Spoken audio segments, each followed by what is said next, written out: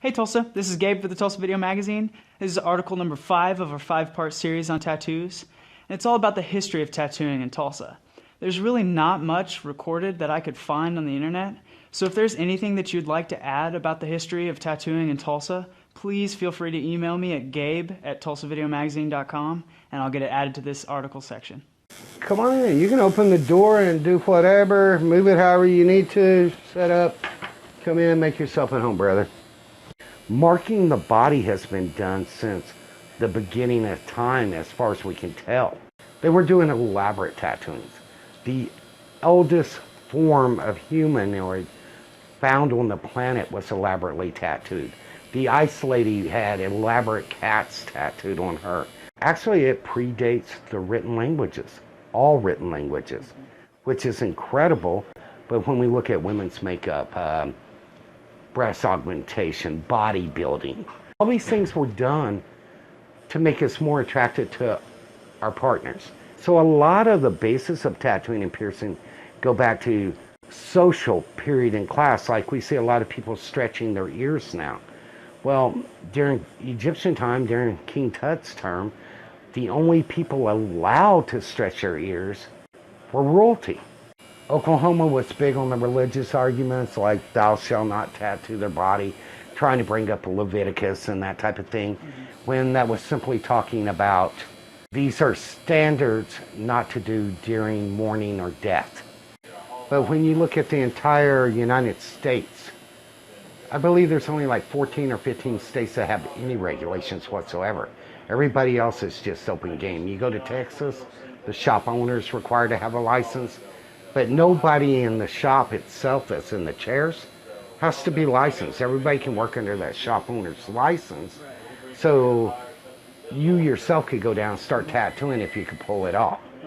Tattooing's been going around forever and ever.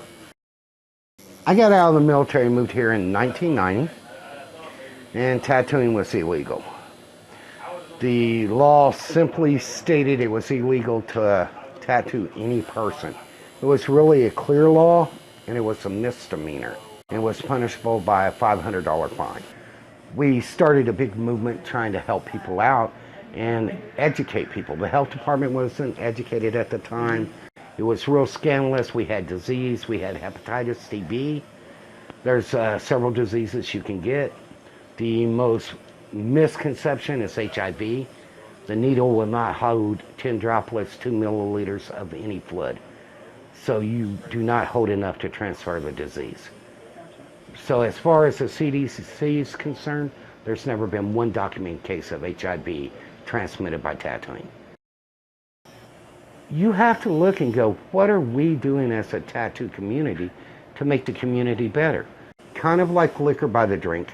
We had to come out of the back parlors, the home tattoo shops, and go, yes, we want to protect the community. Yes, we want to make things safer. Technology has surpassed current laws, because going back to that law where it's illegal to tattoo anybody, kind of an old law, because at that time, Oklahoma was actually licensing 6 or 7 different procedures to remove a tattoo. Well, Oklahoma's law defined tattooing as putting a permanent indelible mark. Well, can it really be permanent or indelible if Oklahoma... Right, if Oklahoma's going to remove it, what are we talking about here? You know, and I can't take claim for any of this. A lot of these things that we picked up happened, and we had a group of artists that were hungry to help Oklahoma. There was Brandon Mall, Dennis Tucker, Cliff James, Sean Morrow, Tigger Lydell, Corky out of Creative Images down in Denton, Texas, come up. Teresa Madden with the health department. Right. She jumped on board hardcore. A couple of the attorneys come out of the works. Bix come out of the works. We had a lot of people that once we started educating and going, hey, this is safety, not artwork. Right. We have to work within the laws that we have or get enough votes to amend the current law to allow better practices. There are things I don't like, but if you can convince me, we'll still probably do it. I'm not going to be the first one to jump out of the plane, but It's a perfectly good airplane. Why would I be? But if you guys are jumping, I'll jump. You have to live life and not be afraid. You have to accept responsibility. But if parents really don't want their minor children to be tattooed, quit putting tattoos on Barbie and Ken. Quit selling them at the restaurant in vending machines for 25 cents. Walmart sells them. Quit making air blow gun tattoo machines in the toy department, because you are marketing to an entire group of children that, what's the word they're using now? Entitled. Yep, entitled. So they're going to they don't understand yes and no. They don't understand. They want what they want. And we see that in the tattoo world. People come in, they see something on Pinterest. They don't care if you've done it 50 times. They want the exact same thing. I need an infinity with the word faith, sister, blah, blah, blah. I want an anchor. I don't sink. Refuse to sink. The funny thing is, we're in a landlocked state, and never have I one time seen them put on a bass boat anchor. They all want the big Navy anchor. Ain't nobody own that anchor in this state. Put on the bass boat anchor, I'll go with it. But art is subjective, and by that, it doesn't have to be a pretty piece. Mistakes and flaws. Thomas Morant, Frederick Remington, Russell,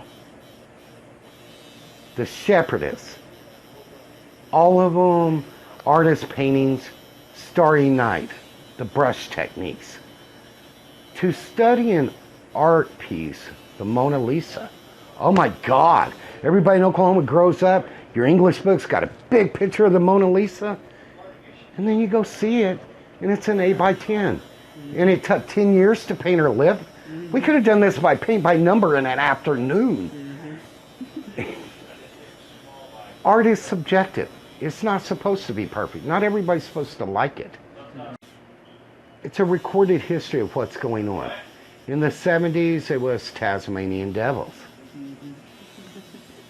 As things change, World War II, Korea, the little devil in the crowd, born to raise hell with the pitchfork. We went through the hot rod phase where we had a lot of the eyeballs with the wings. Let's see, who else was back then? Coupe Devils. The Coupe Devils were big back then. So it's a reflection of not only the art we hang on our walls, but things that we associate to as part of our life. Bringing it into Oklahoma was really, really easy. It was just educating, getting the signatures, training people to be safe, and to go, this is what we want to do. Like I said, the health department, Teresa Madden was great, Lewis Long was great, all them other folks that I mentioned, and I'm sure there's more I'm forgetting and I'm not mentioning. We started back then, before the health department even got on board, we had an organization of shop owners here in Oklahoma called the Oklahoma Tattooing and Body Piercing Association.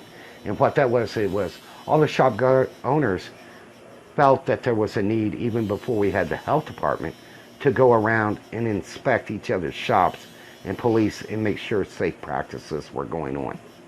We educated each other about autoclaves, ultrasonic cleaners, enzyme removers, gloves. Big thing about gloves. A lot of misconceptions, because we've been doing this video for a minute on purpose. How often should I change the gloves? And why? Every 7 to 11 minutes, because we're working with a little thing called petroleum. Petroleum breaks down the latex if you use latex. Vinyl, some of the other gloves, not so much. But it'll break it down so that the ink and the fluids actually come through the glove. So constantly changing gloves is really, really important as well. Thanks for being a part of the Tulsa Video Magazine experience. We hope you learned something unique about Tulsa, and we look forward to seeing you around Tulsa soon. Don't forget to check out the remainder of these articles by clicking on one of the icons above this video.